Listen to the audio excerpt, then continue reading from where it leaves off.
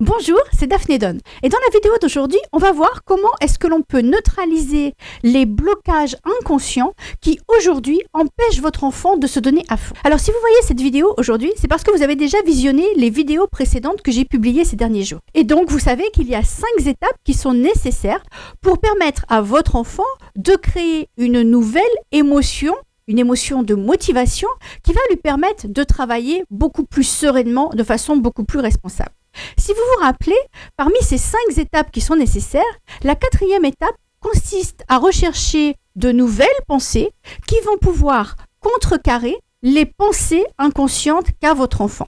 Alors aujourd'hui, on va creuser tout ça, je vais vous donner des exercices à faire, je vais vous donner des exemples pour vous montrer comment tout cela se passe concrètement, d'accord? Mais juste avant de faire ça, je voudrais juste vous rassurer un tout petit peu. Je sais que ces vidéos et les exercices que je vous ai proposé de faire dans les vidéos précédentes que vous avez vues, donc juste avant de visionner celle-ci, je sais que ces exercices peuvent vous paraître un petit peu difficiles et surtout parce qu'ils sont abstraits.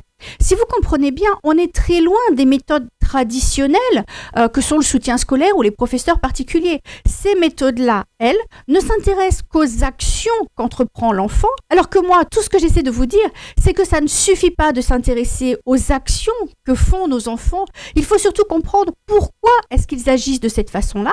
Et la seule façon de comprendre pourquoi, c'est de comprendre ce qui déclenche ces actions, c'est de regarder ce qui se passe en amont de ces actions, c'est-à-dire de regarder ce qui se passe au niveau des émotions qu'ils ressentent et bien sûr des pensées qui, elles, vont créer ces émotions. Si aujourd'hui, votre enfant ne travaille pas comme vous aimeriez qu'il travaille, ce n'est pas parce que c'est un feignant, un bon à rien, qu'il n'est pas efficace ou quoi que ce soit, c'est uniquement, j'insiste, uniquement à cause des émotions qu'il ressent. D'accord? Et ce sont ces pensées inconscientes qui déclenchent en lui ces émotions. Et les méthodes traditionnelles, le soutien scolaire ou les professeurs particuliers, eux, ne s'intéressent absolument pas au ressenti de l'enfant. La seule chose qu'ils préconisent, c'est de travailler plus, de forcer leurs actions. Je ne pense pas que ça marche. Je me suis très vite rendu compte que mon beau-fils Declan, lorsqu'il est venu vivre à la maison à l'âge de 10 ans, n'avait pas les mêmes actions, n'entreprenait pas par rapport à sa scolarité la même chose que mes enfants qui eux étaient de bons élèves à cause de ces pensées inconscientes. Donc aujourd'hui, je veux concrètement vous montrer comment est-ce que l'on peut neutraliser les blocages inconscients. Je ne vais pas vous montrer un exemple pour votre enfant parce que vous ne le sentiriez pas sur vous-même. Vraiment, tout ce que je préconise, c'est que vous commenciez à faire le travail, vous d'abord, et ensuite, une fois que vous savez comment ça se passe dans vous, que vous reconnaissez les principes fondamentaux de ce que je vous enseigne en vous, alors vous êtes capable de le transmettre à votre enfant, d'accord? Et donc, ce qu'on va faire aujourd'hui dans cette vidéo, c'est que je vais vous donner des exercices qui vont vous permettre justement de comprendre comment de nouvelles pensées peuvent neutraliser les pensées inconscientes que vous aussi, vous pouvez avoir. Alors, par contre, j'insiste, tout ce dont je vous parle là, vous le savez, c'est très abstrait puisque c'est tout ce qui se passe au niveau de nos pensées, d'accord? Il est impératif de coucher nos pensées sur papier. Le problème fondamental est dans votre tête, il est aussi dans la mienne. Ne vous inquiétez pas, je continue à travailler sur moi, d'accord? Donc, nos problèmes fondamentaux se retrouvent au niveau de nos pensées, c'est dans notre tête. Il ne faut justement pas continuer à faire nos exercices dans notre tête, bien sûr, parce que sinon, on ne verra pas la globalité de ce qui se passe, d'accord? Il est vraiment fondamental que nous couchions ces pensées sur papier. Donc, si ce n'est pas encore fait, allez-y, prenez un papier et un crayon, mettez cette vidéo en pause, allez chercher ce papier et ce crayon, je reviens tout de suite avec la première question. Donc, ça y est, vous avez votre papier et votre crayon. Je sais, j'insiste vraiment là-dessus, mais c'est parce que depuis le temps que je travaille avec vous, avec les parents, je sais que le problème fondamental, c'est la mise en pratique de tout ce que je vous apprends, d'accord? Et j'ai réfléchi à quelle est la meilleure façon pour moi de vous transmettre et de vous faire pratiquer tout ce que j'enseigne. Bien sûr, j'ai réfléchi à la meilleure façon et la meilleure façon, ça reste encore de faire des exercices pratiques. Donc si vous voulez vraiment retirer quelque chose aujourd'hui de cette vidéo et pas seulement la regarder et ne rien en retirer, perdre 5 minutes, si vous voulez vraiment en tirer quelque chose, prenez votre papier, votre crayon et je vous pose tout de suite la première question.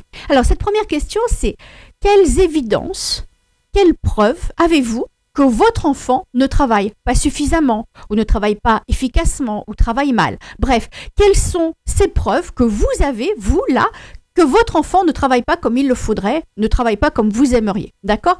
Donc, allez-y, mettez tout de suite la vidéo en pause et écrivez le plus possible de choses. D'accord? Écrivez tout ce qui vous passe par la tête. Vraiment, videz votre sac là, maintenant. Quelles sont les preuves, quelles sont les évidences que votre enfant ne travaille pas comme il le faut ou qu'il travaille mal? Allez-y tout de suite, mettez en pause et répondez à cette question. Je vous attends. Voilà, ça y est, votre liste est prête. Alors maintenant, la deuxième partie de cet exercice, elle est fondamentale.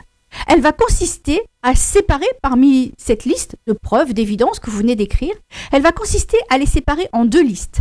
D'un côté, nous allons avoir les faits concrets et de l'autre côté, nous allons avoir vos pensées. D'accord? Alors pour résumer, un fait concret, c'est quelque chose qui existe réellement dans le monde sur notre Terre. Votre enfant a eu un 4 en mathématiques, par exemple, ça c'est un fait concret. Votre enfant ne travaille pas assez, ça, c'est une interprétation, d'accord? J'espère que vous allez réussir à faire la différence entre les éléments concrets, factuels.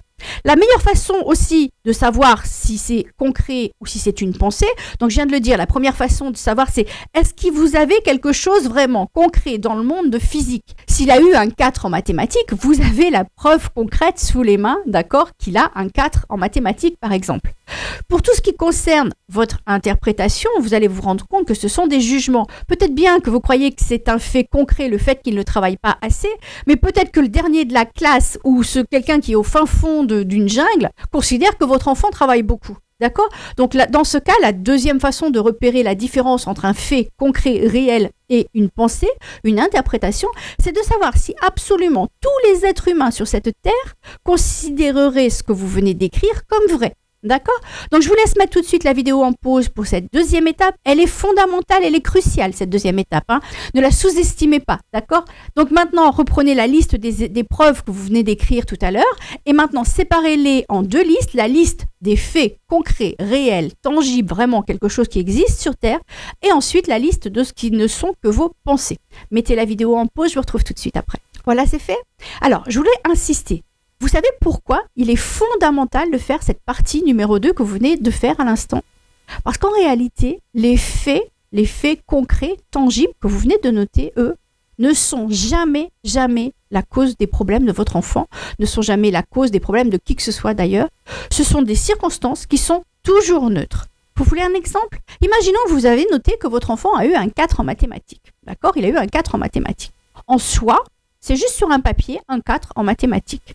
Et la preuve que ce n'est pas le problème de votre enfant, c'est qu'il y a plein de circonstances extérieures qui feraient que ce 4 en mathématiques, peut-être bien que ça ne vous dérangerait pas.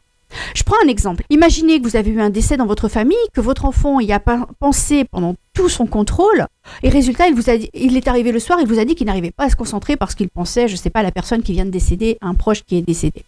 Vous allez être complètement indulgente envers ce 4. Le 4 en lui-même ne veut rien dire.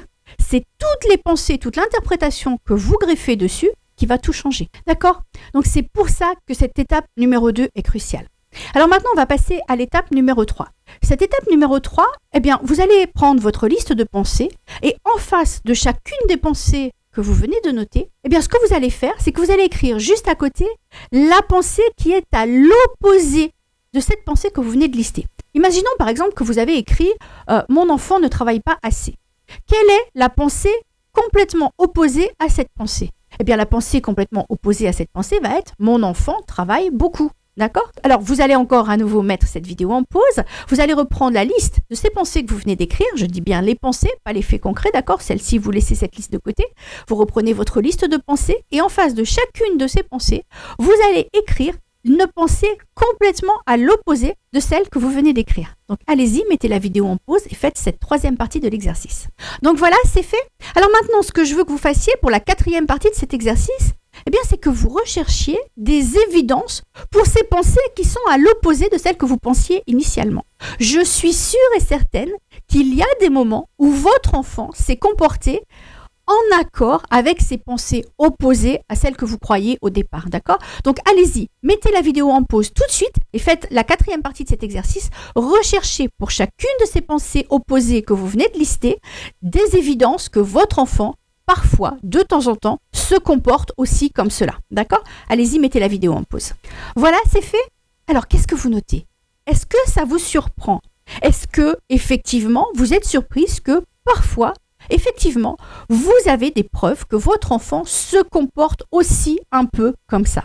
Alors par contre, si vous n'en avez trouvé aucune, eh bien c'est parce que vous avez refusé de jouer le jeu. Je suis sûre et certaine qu'il y a des preuves que votre enfant de temps en temps se comporte comme ses pensées à l'opposé de celles que vous aviez listées au départ, d'accord? Je suis absolument sûre et certaine.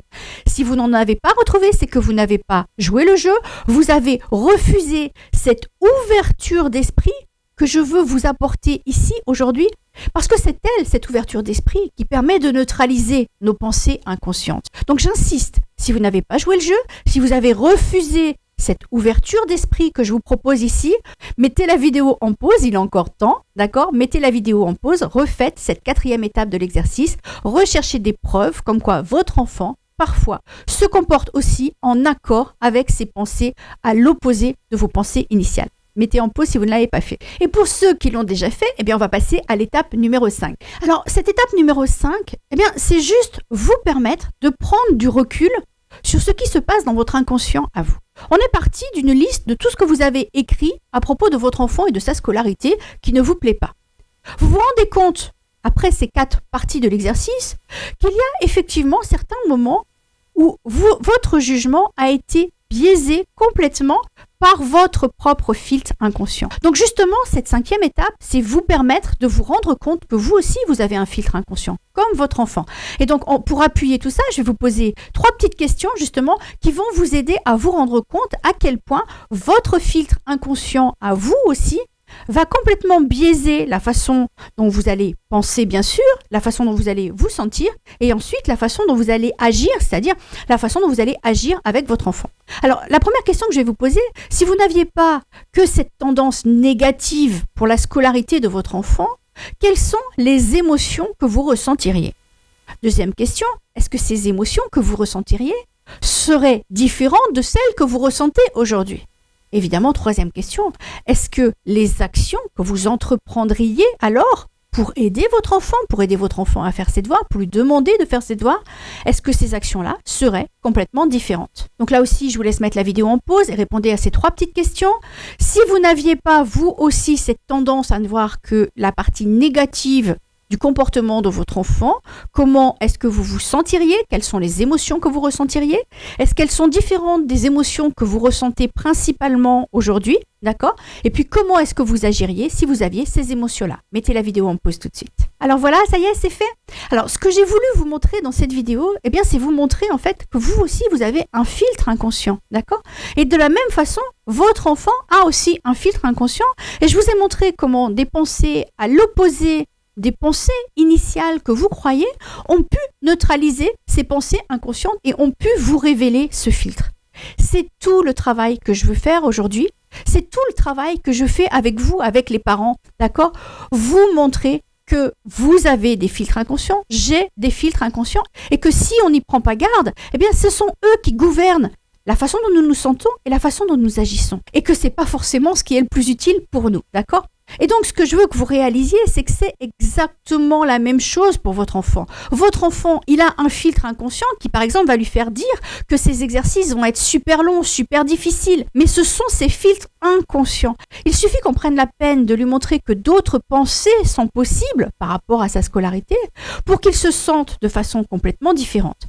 C'est tout ce que je fais, c'est tout ce que je propose dans la méthode que j'ai mise au point pour aider Declan. Quand je me suis rendu compte qu'il avait des blocages inconscients qui faisaient qu'il ne se comportait pas comme mes enfants, eh bien cette méthode-là que j'ai mise au point pour Declan, elle me permet d'aider votre enfant à neutraliser ces blocages inconscients. Alors si vous voulez en apprendre plus sur cette méthode et savoir comment je peux vous aider à neutraliser les pensées inconscientes de votre enfant pour qu'enfin il puisse générer en lui une émotion beaucoup plus positive comme la motivation qui va le pousser à agir de façon complètement différente. Si vous voulez en apprendre plus, c'est très simple. Il vous suffit de cliquer sur le bouton qui se trouve juste en dessous de cette vidéo ou bien sur le message qui accompagne cette vidéo, d'accord? Je vous en prie, laissez-moi vous aider à faire ça. C'est pas évident que vous puissiez le faire toute seule, d'accord? Laissez-moi vous aider. Pour ça, cliquez sur le bouton qui se trouve juste en dessous de cette vidéo. Je vous retrouve tout de suite de l'autre côté dans cette nouvelle vidéo. À tout de suite. Bye.